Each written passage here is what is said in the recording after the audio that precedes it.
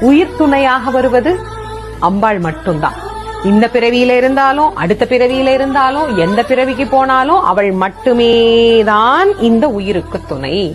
அவளை தவிர இந்த உயிருக்கு துணை யாருமே கிடையாது. ஆனால் நம்ம யார் யாரையோ துணையாக நினைக்கிறோம்.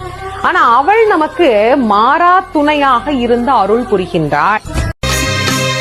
உலகமெல்லாம் படைச்சவளே ஓம் சக்தி தாயே ஈஸ்வரியே அம்மா தாயே அம்பிகையே உள்ளமெல்லாம் நிலச்சவளே ஓங்கார பொருளே உமையவளே அம்மா தாயே பார்வதியே ஊருக்கொரு பேர் உனக்கு அந்த பேருக்குள்ள பொருள் இருக்கு வீதிக்கொரு வேம்புனக்கு நீ வீட்டிருக்க நிழல் இருக்கு சிலுக்குது சிலு சிலுக்குது அம்மா உந்தன் கோலம் கண்டா படபடக்குது படபடக்குது தாயே தாயே உந்தன் சூலம் கண்டா